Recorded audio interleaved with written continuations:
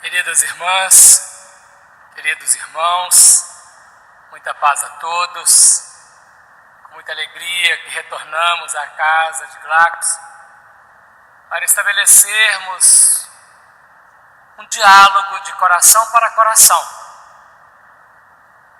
harmonizando-nos e fecundando nossas almas,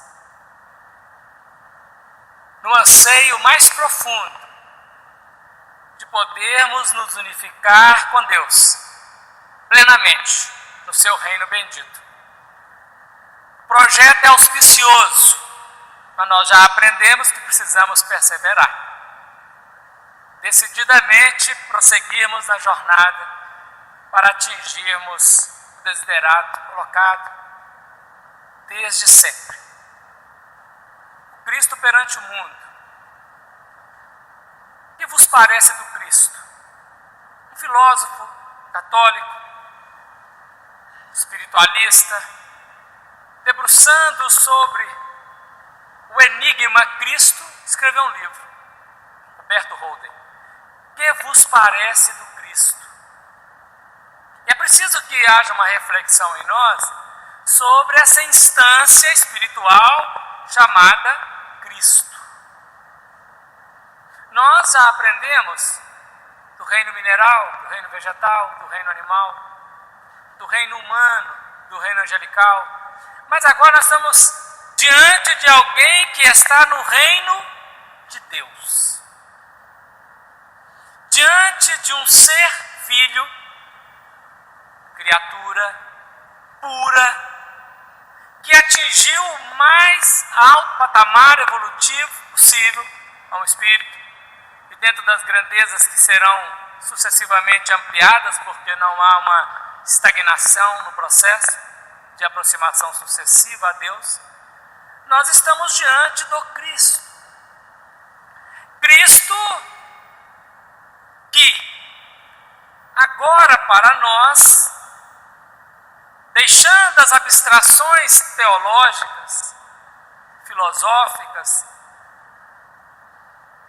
buscando a sua grandeza de operário, de servidor, de trabalhador no universo, em nome de Deus, temos sido informados pela espiritualidade maior, nada obstante vários terem falado, a maior consistência da informação está em Emmanuel, no livro A Caminho da Luz, que Cristo é o governador espiritual do planeta Terra. Mais do que isso, ele é também o construtor do planeta Terra. Todos os que estiveram na empreitada, na edificação do planeta, estavam sob o seu comando. Nós temos aprendido pela física atual que o nosso universo tem cerca de 13 bilhões e 700 milhões de anos. Que a Via Láctea tem cerca de 6 bilhões e 700 milhões de anos. Que o nosso Sol, dentro da Via Láctea, tem cerca de 5 bilhões e 300 milhões de anos. São cifras astronômicas. Mas temos aprendido também que a Terra tem cerca de 4 bilhões e 500 milhões de anos. Desde o Big Bang até aquele tempo e agora, há um processo do desenvolvimento do plano objetivo, externo, material. A ciência humana não viu o elemento intrínseco a ordenar os átomos espalhados pelo universo, tornando-os moléculas, e toda a estrutura da série estequiogenética inorgânica no mineral e a série estequiogenética orgânica nos corpos dos seres vivos. Vê somente o lado externo, de fora. Mas o Espiritismo, que tem como função revelar o intrínseco, o elemento espiritual, na hóstia espírita nós aprendemos para não irmos mais longe, mas detendo no planeta, que o Cristo, esse que conhecemos como Jesus, recebeu de Deus a incumbência de coordenar, elaborar e coordenar mais um planeta. Na série de planetas que compõem humanidades que estão em trabalho de redenção e de renovação e de retorno também eles para Deus. E então, nesse nosso sistema solar conhecido, cerca de 4 bilhões e 500 milhões de anos atrás, retirou-se, através do Cristo e seus trabalhadores, do equador do Sol, nos movimentos do Sol, do seu equador é tirada uma massa de fogo, colocada a 149 milhões e 600 mil quilômetros de distância do Sol, dado-lhe um impulso a um movimento diário de 2 milhões e 500 mil quilômetros por dia. Esta massa de fogo, distanciada do foco a 8 minutos na velocidade da luz, começa o seu processo de movimento de translação e também de rotação. Durante 3 bilhões de anos, esta massa de fogo irá esfriar, solidificar e diferenciar a matéria sólida do líquido. E temos agora terra e temos água. Há 3 bilhões de anos atrás, depois de 3 bilhões de anos de trajetória, há cerca de 1 bilhão e 500 milhões de anos atrás, este Cristo fez chegar neste planeta o protoplasma, que continha uma infinidade de princípios inteligentes que deveriam compor, na mistura com o elemento inorgânico, mineral, a chegada agora do elemento orgânico, fazendo surgir na crosta planetária, nos seus mares e na crosta, os primeiros vírus e as primeiras bactérias. Vírus e bactérias que no seu trabalho fanoso de multiplicação vão dar surgimento ao reino vegetal. Depois vai surgir o reino animal, dentro do processo do desenvolvimento e da intervenção do Cristo, e durante 1 bilhão e 500 milhões de anos, este trabalho foi feito silenciosamente, da parte intrínseca e espiritual da ação. Não tinha observador. Depois de muito tempo é que surge o observador postulando os desenvolvimentos a partir das pesquisas. Nós queremos refletir que o planeta Terra não é um barco desgovernado.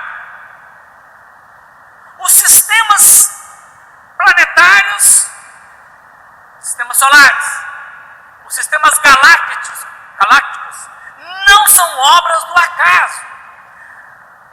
Tem forças inteligentes que organizam-nos, dão-lhes tempo para o desenvolvimento, para a aclimatação, conforme o objetivo previamente planejado, traçado. Então não há um desenvolvimento casual, às tontas.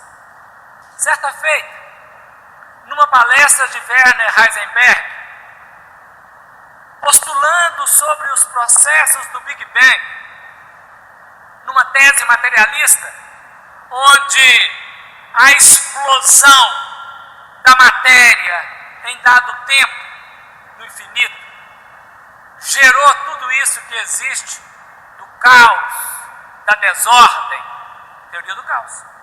Albert Einstein estava na palestra E Albert Einstein havia de pensar também, nada obstante trabalhar o lado da física, da ação de Deus.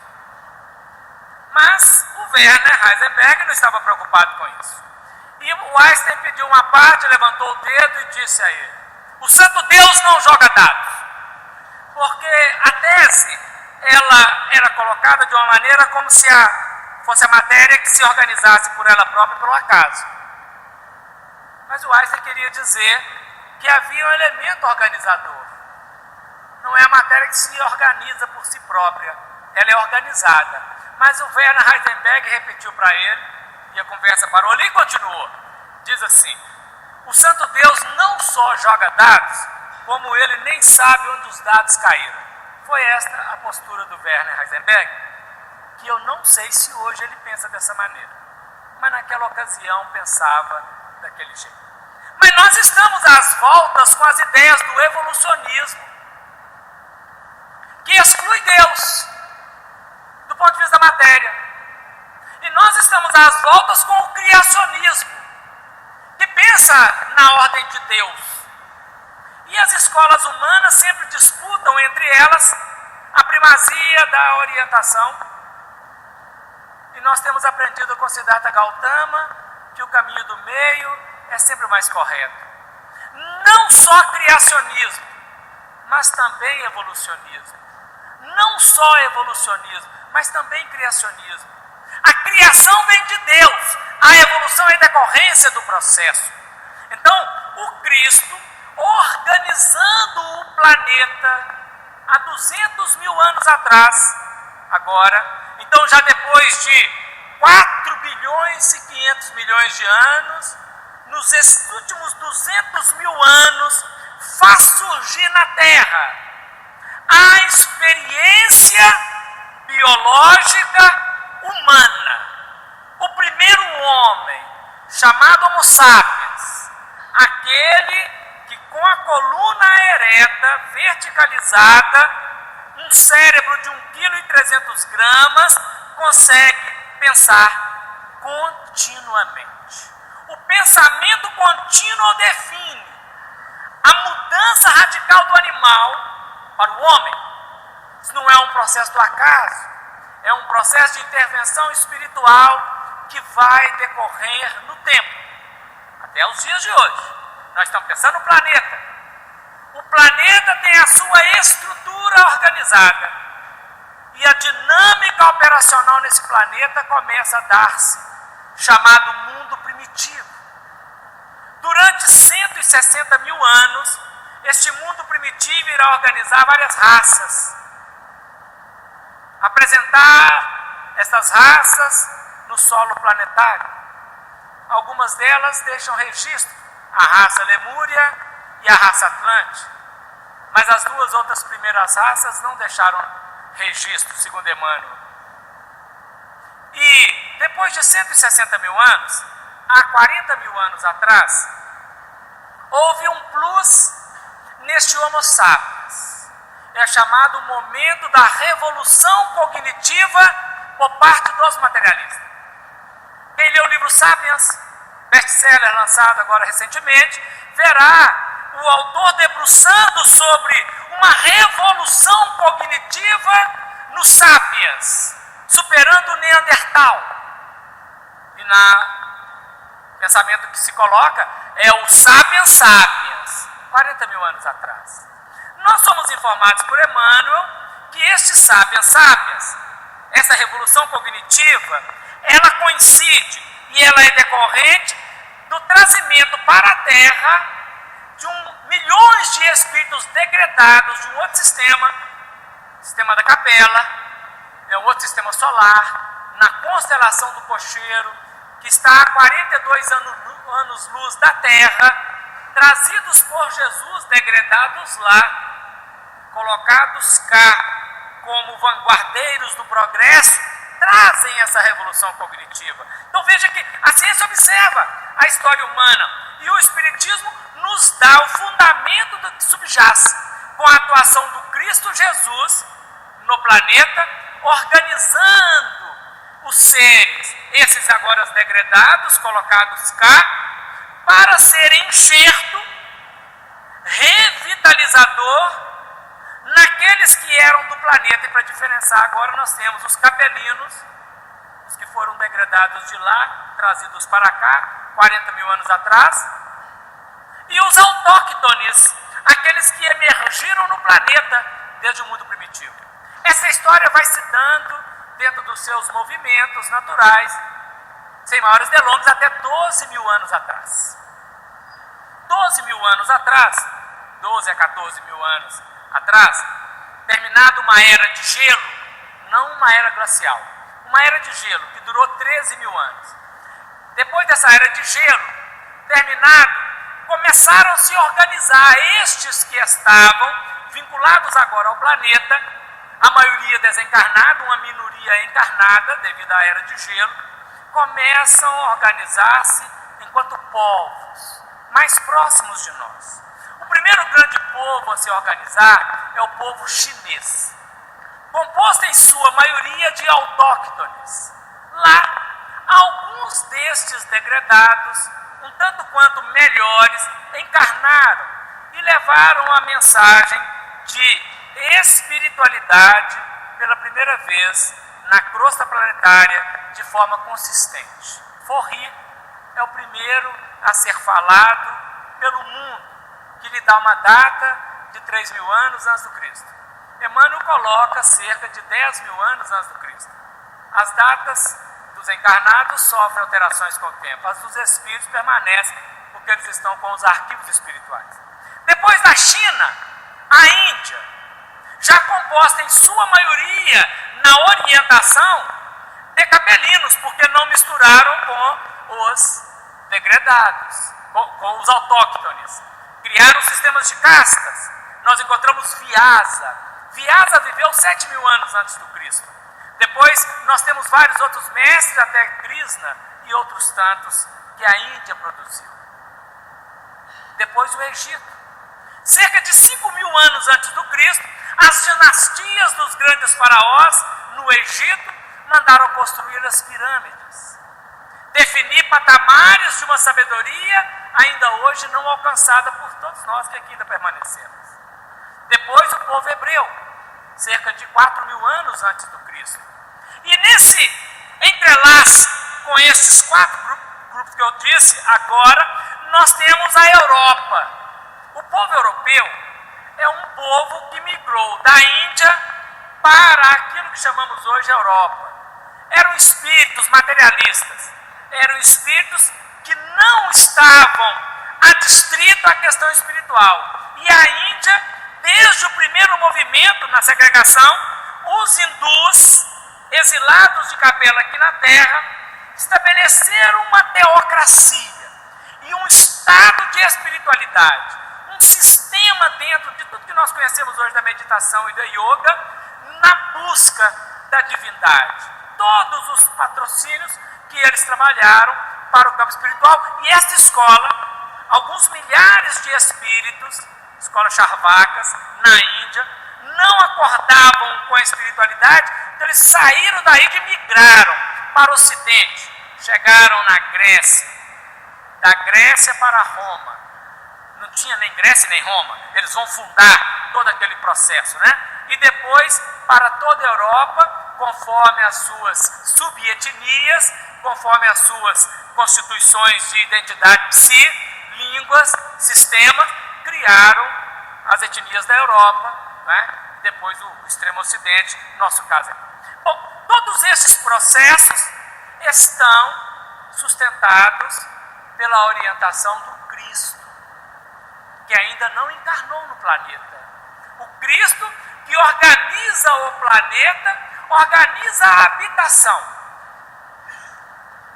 organiza cada instituto, cada grupo, conforme as suas aptidões, dá-lhes determinadas funções preparatórias. Antes de entrarmos no mundo, pensando na estrutura do planeta, hoje o planeta Terra comporta 24 bilhões de espíritos, sendo 7 bilhões e 678 milhões atualmente encarnados. sendo então 16 bilhões, quase 17 bilhões desencarnados, 15 bilhões, quase 16 bilhões desencarnados, num número correto, mas assim, correto não, bem melhor de compreender, 8 bilhões encarnados e 16 bilhões desencarnados, 2/3 desencarnados e 1/3 encarnado hoje. Há 70 anos atrás, nós só tínhamos 10% encarnado, eram 2 bilhões e 400 milhões encarnados e 21 bilhões e 600 milhões desencarnados. Multiplicou demais nesses últimos 70 anos aqui na Terra. A cada dia nascem 250 mil pessoas. A cada dia morrem cerca de 150 mil pessoas. Por dia sobra um saldo positivo de aproximadamente 100 mil pessoas. Pode variar para mais, pode variar para menos. Há uma orientação espiritual na reencarnação. A reencarnação não é uma força cega. A reencarnação é dirigida. O Cristo Jesus e seus trabalhadores orientam quem, quando, como, onde irão encarnar no planeta. Não há encarnação aleatória que o Cristo não saiba. Ninguém nasce em nenhum lugar como susto. Ninguém tem esse processo do ponto de vista espiritual. Tem para nós, que não sabemos observar, mas não tem para o Cristo. Então, nas estruturas, diariamente, nós temos um saldo de 80 a 100 mil espíritos entre que nascem e que morrem no planeta. Caminhando para os 8 bilhões daqui a pouco, totalidade de 8 bilhões. Nós não sabemos quando, não temos informação, haverá um equilíbrio. Parece-nos que esse equilíbrio não vai longe. É um equilíbrio de totalidade de 2/3 desencarnado e 1/3 encarnado. Mas isso aqui é especulação nossa. Nós não temos essa informação. Esse é o planeta, é a estrutura do planeta governada pelo Cristo. Mas nós queremos deter agora no mundo.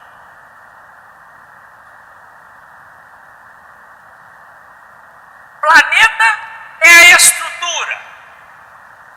Mundo é a dinâmica. O planeta um dia irá acabar, sem dúvida. Mas não é agora. O planeta, porque tudo que é material tem início, tem fim. O Sol também vai se apagar, todos os planetas, à exceção de Júpiter, que é um planeta que será no futuro uma estrela, né? Mas isso aí são outras questões. O planeta Terra um dia deixará de existir. Mas nós queremos agora deter no mundo. Mundo é diferente do planeta.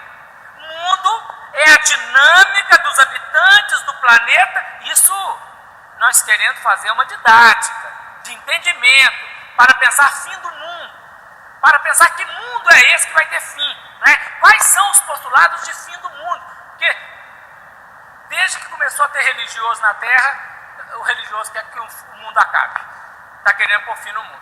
Ao invés de renovar, nós queremos acabar com o mundo, porque aí ninguém precisa renovar nada, né? Como não vai acabar o planeta, nós precisamos entender o processo.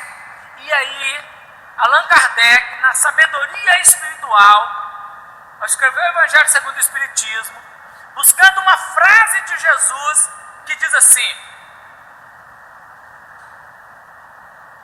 há muitas moradas na casa de meu Pai. Se não fosse assim, eu já vou-lo teria dito. Antes ele vai dizer para que tenhamos crença, fé em Deus e nele também. Na casa do Pai há muitas moradas. E Allan Kardec, quando detém-se sobre este postulado das muitas moradas, Allan Kardec começa a debruçar que essas moradas podem ser no sistema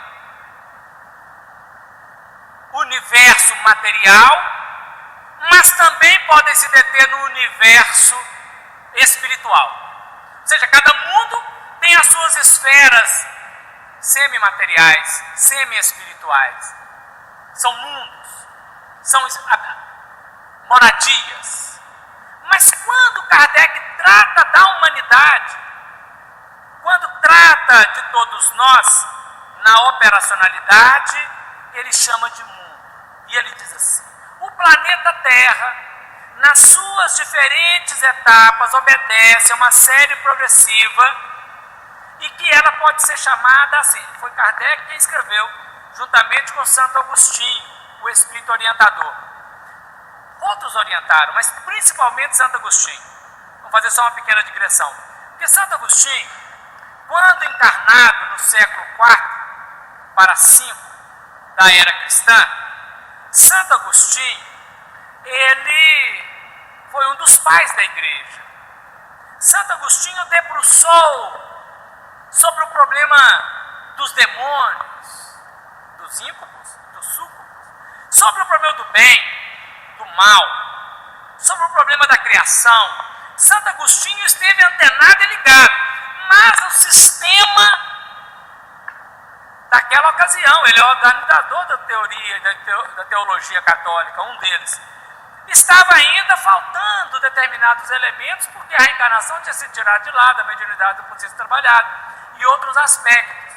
Santo Agostinho, ele desencarna, ele confessa, ele expressa, mas ele tinha muitas dúvidas, ele ainda tinha muitas questões que não estavam resolvidas, foram resolvidas no mundo espiritual. E quando da revelação espírita, foi chamado ele e tantos outros, para que, já tendo a informação, pudesse auxiliar a humanidade que despertava, a partir do Espiritismo, a ter essas respostas que são grandes perguntas das questões da vida, dos planetas, dos mundos habitados, dos planetas e do mundo operacional. E ele vai ajudar Allan Kardec a pensar. A Terra, durante um primeiro período, viveu o mundo primitivo.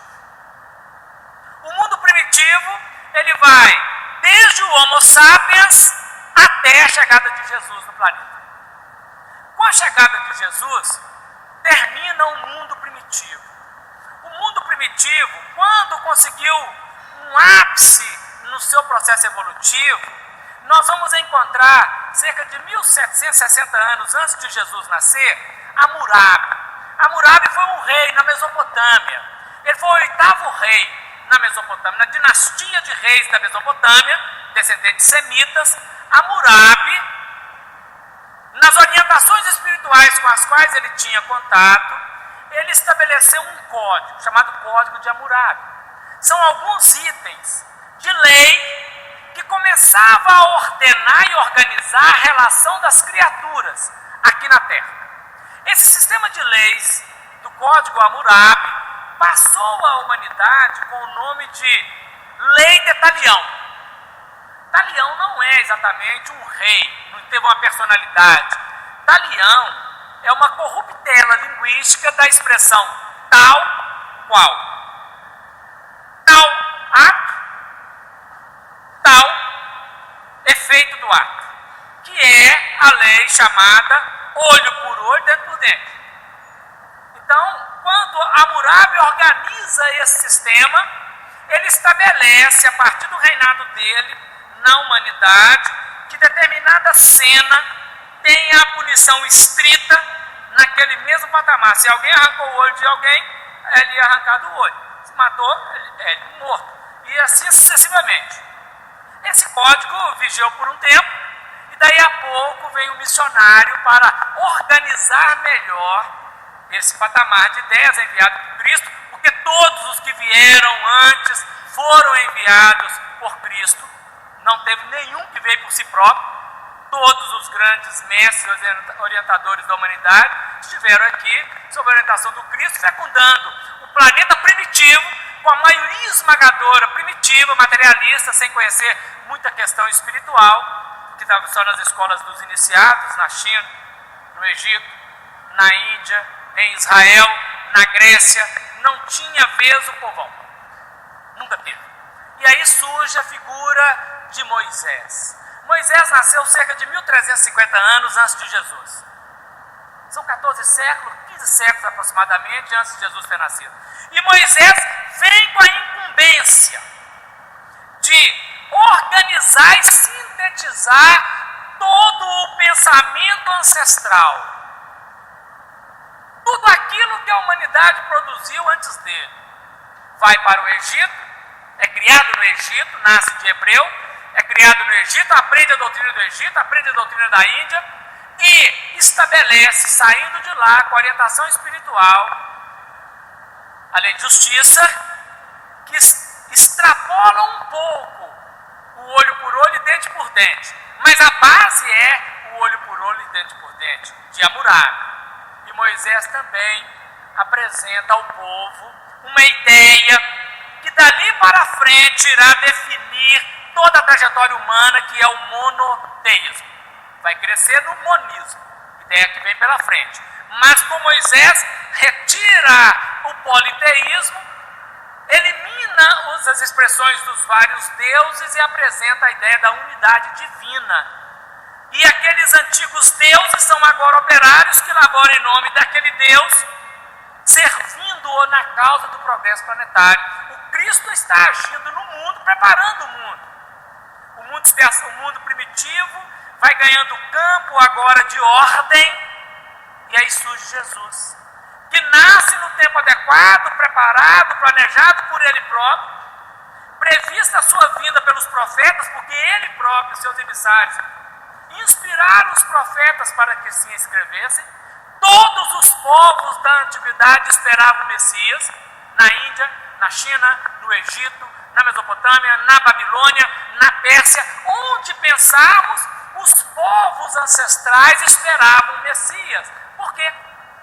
Antes dos capelinos serem lançados na crosta planetária, há 40 mil anos atrás, eles foram organizados no mundo espiritual, e o Cristo, que seria Jesus, conversou com todos eles, dizendo que eles iriam cumprir uma tarefa ingrata de exílio, mas que para ele, Cristo, a atuação deles na Terra seria de extremo valor, porque eles iriam fecundar o planeta no desenvolvimento intelectual, no desenvolvimento das expressões do homem, da humanidade, mas que ele, Cristo, viria em dado momento ensinar-lhes a retornarem para Deus.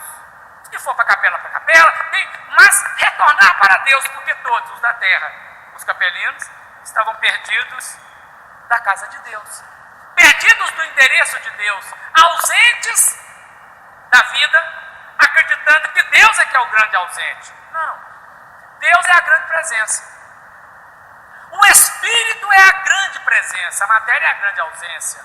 Nós, na matéria, aprisionados no materialismo, somos a ausência. Mas a nossa ótica de observação parece que nós somos presentes, mas não somos.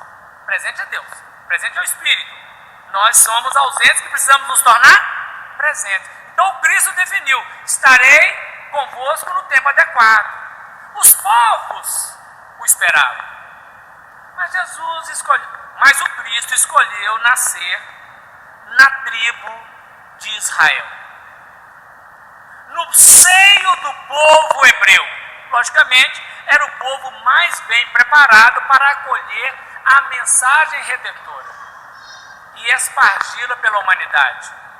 Nada obstante isso, alguns integrantes do povo hebreu o rejeitou. Um grande contingente aceitou.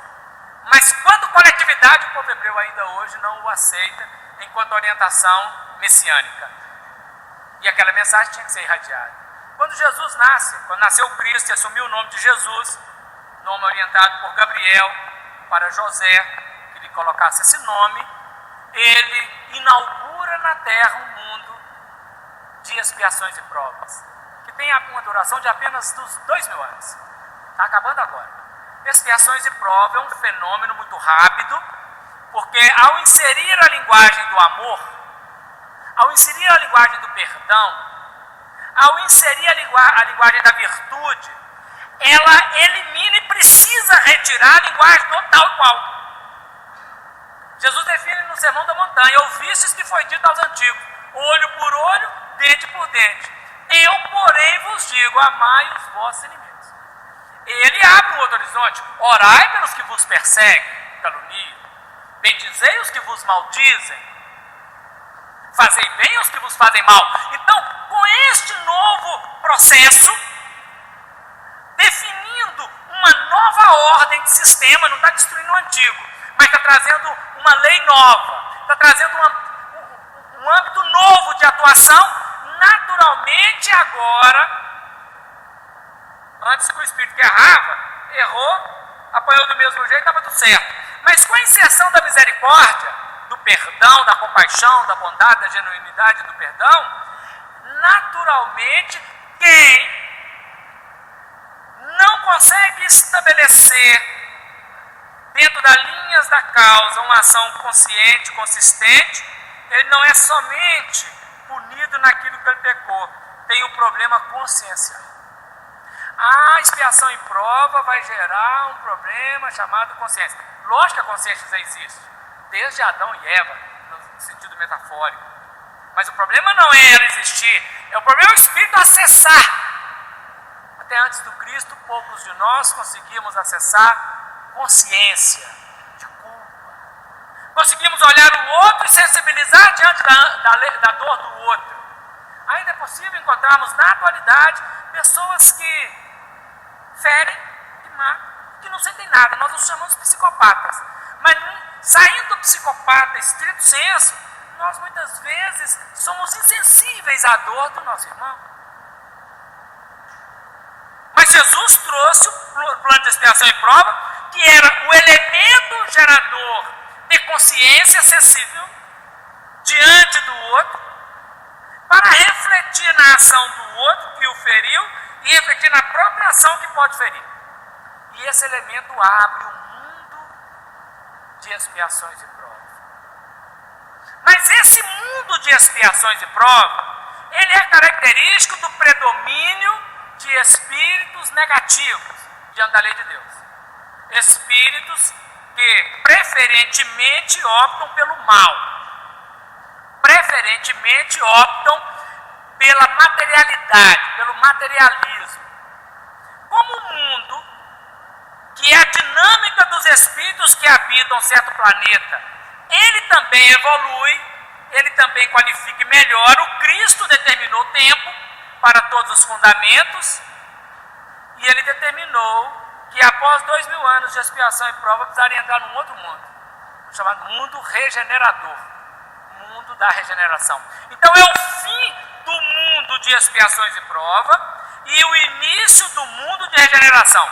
Claro que não é assim, acaba agora e começa amanhã, é um processo.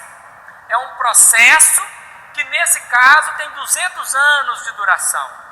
Começou no século XIX e vai acabar agora na metade desse século que nós vivemos, segundo Emmanuel, segundo os benfeitores espirituais. Ele termina por volta da década de 50 já começou, né? No século XIX, mas não terminou a expiação e prova. Começou a regeneração, mas não terminou a expiação e prova, então nós estamos numa grande transição. Num período de transição, são 200 anos. Nesses 200 anos, a lei espiritual coordenada por Jesus, o Cristo de Deus, define que todos os espíritos pertencentes ao planeta, excetuando os muito bons e excetuando alguns dos chamados dragões, os outros todos deveriam encarnar no mínimo uma vez no planeta. Por isso, esse movimento que vem de crescimento da densidade demográfica constante no planeta, né? Parece que está cheio, não, ainda tem muito espaço, ainda vai crescer mais. O que tem hoje é um aglomerado de desordem. O dia que nós tivermos ordem, a crosta planetária conseguirá abarcar muito mais quantidade de espíritos. Nós somos desordenados, nossa alimentação é desordenada, tudo é desordenado, porque falta-nos o gabarito espiritual, que o mundo de expiação e prova não tem, porque predomina o mal. Mas na regeneração, é um movimento onde o bem começa a ganhar expressão. E o mal é retirado gradativamente do planeta, havendo então, nesse movimento agora, desses 200 anos, uma grande emigração de espíritos do planeta Terra, levado para outro planeta. A semelhança do que aconteceu com os capelinos que foram trazidos para a Terra, da agora para frente, da Terra para outros mundos, serão levados vários espíritos. Não sabemos quanto, queremos postular quanto que o Apocalipse diz, mas queremos trabalhar isso agora não. Mas esse processo está acontecendo, a questão 1019 do Livro dos Espíritos trata disso. E E o livro A Gênese de Allan Kardec também trata disso na sua terceira parte, sobre as predições. Dessa grande emigração, onde nós teremos um exílio, ao mesmo tempo coordenado por Jesus, de um outro planeta, da constelação das Pleiades, um mundo que está atingindo o mundo feliz. Quem não foi para o mundo feliz de lá, continua na regeneração, será trazido para a Terra, para que possa compor conosco aqui na Terra um movimento regenerador. É como se fosse uma escola, não é? Quem foi aprovado no vestibular vai, quem não foi, repete o ciclo e assim sucessivamente. Então, a atuação do Cristo, o Cristo perante o mundo. O Cristo perante o mundo é dele. O planeta é dele. Os habitantes do planeta foram arrecadados por ele, para que pudessem ser trabalhados no tempo por ele e pudessem retornar a Deus via ele. Ninguém vem ao Pai senão por mim, disse o Cristo Jesus, a definir a sua atuação plena, permanente, pujante no planeta. O Cristo Jesus não descansou nem um tempo.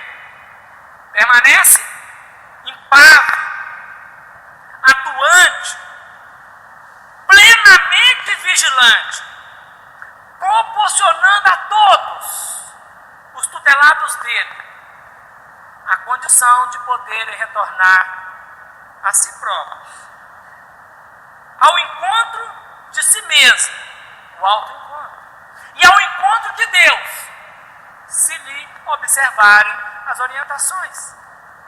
Ele, quando aqui esteve, na sua trajetória de 3 anos fisicamente no plano Messias, ele marcou um novo ciclo, que começa agora com a regeneração, já começou com esses 2000 anos, mas de forma muito incipiente, mas agora com a regeneração que dura 1000 anos, um tempo de 1000 anos, que é muito rápido, tem que projetar no mundo feliz, ela vai dinamizar para todos nós este processo da renovação espiritual.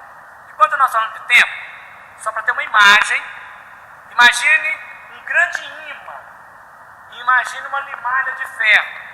Na distância espacial, a atração do ímã é muito pequena, mas à medida que a limalha aproxima, em certo momento, a velocidade é maior, porque ela está perto do fulcro, não é? Deus é o grande ímã, nós somos as limalhas, coração de pedra, que lá no mineral está distante de Deus, nas origens do Big Bang. Depois no vegetal, igual o girassol, já olhamos pelo menos o sol. Depois no animal, no homem, e a partir agora do homem espiritual, mais rapidamente nós encontraremos com o nosso Pai, porque agora conscientes no campo da inteligência. E com a atuação do Cristo desenvolvendo o campo emocional e espiritual saudável, nós na regeneração predominantemente iremos agir no bem, fixando-o em nossa intimidade e desativando por não ato, por não agir mais, o mal que ainda hoje tem campo em nossa intimidade. Hoje estar no bem é meio fake, estar no mal é a multidão, estar na mentira, na bagunça toda é a multidão. O bem, ele ainda está meio ilhado. Na regeneração será o contrário. Quem estiver com algum elemento negativo, ele fica meio deslocado. Quem estiver no plano do bem, ele estará na onda criadora, porque é a maioria. Então o trabalho que se faz agora no coletivo é coordenado pelo Cristo, em todos os planos, nos continentes, nos planetas, nos países, nas nações todas, nos estados, nos municípios. Mas no nosso coração depende de nós. A intervenção do Cristo não pode violentar livre-arbítrio, não pode violentar a consciência. Então nós somos chamados à adesão consciente. E o nosso projeto agora passa a ser uma adesão e uma evolução consciente nas relações humanas. Não é porque o outro fez ou deixou de fazer, mas é porque a definição do Cristo é amor. Não é porque o outro agiu errado, eu também vou agir errado. Mas é porque agora eu vou filtrar se a propagação que sai de mim é fake ou se ela é verdade. Nós precisamos abrir mão da mentira urgentemente, da metade da verdade, de uma verdade distorcida, de um particularismo ideológico. E é preciso buscar a grande espiritualidade de Jesus, irradiando-a em todos os departamentos da vida. Quando o filósofo Sócrates, enviado por Jesus, esteve no planeta, ele estabeleceu uma regra de conduta, de comportamento relacional. Seguramente é dele, nós vamos tentar ver. Dizia Sócrates, quando alguém vinha trazer-lhe uma notícia, ele fazia um crivo, uma peneira, 3 crivos. Ele perguntava primeiro, é verdade? Não sei. Se você não sabe, se não for verdade, eu não quero conversa, eu não quero saber. Aí a pessoa fala, não, é verdade, sim, verdade, é verdade, é verdade. Então o segundo crivo, é bom? Sei lá. Se não for bom, pode ser verdade, mas se não for bom, não precisa me falar. Ah não, é bom, é verdade e é bom. Terceiro crivo, é útil? Útil? Não sei. Se não for útil, pode ser verdadeiro, pode ser bom, mas se não for útil, não quero conversar. Não é útil, então ele queria conversar. Eu falei, sujeito chato, não podia ter Facebook, nem WhatsApp. Por quê? Porque nós damos voz à mentira, ao inútil, ao negativo, a todo instante.